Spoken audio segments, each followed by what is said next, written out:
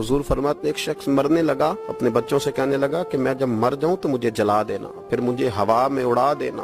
पुत्र मुझे उड़ा देना, मुझे बड़ा डर लगता है, अगर रब ने मुझसे हिसाब पूछा तो मैं काबिल नहीं हूँ, अगर उसने मुझसे हिसाब लिया तो बड़ा सख्त हिसाब लेगा। हुजूर फरमाते हैं, बुखारी में मौजूद है, उसके बच्चों ने इसी तरह किया। उसके मरने के बाद उसे जलाया, हवा में उड़ा दिया।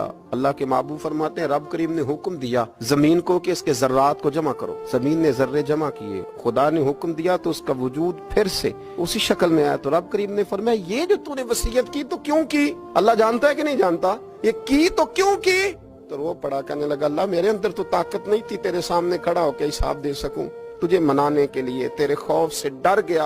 अगरचे हमारे बुजुर्गों ने लिखा है कि आज ये वसीयत करना, इस रंग में ये तर्ज इख्तियार करना दुरुस्त नहीं, लेकिन आप गौर फरमाइए कि नबी पाक अलैहिस्सलाम फरमाते हैं, जब उसने कहा ना अल्लाह तुझसे डर के ये किया, तो रब करीम ने फरमाया, जा फिर मैंने तेरी मगफिरत कर दी।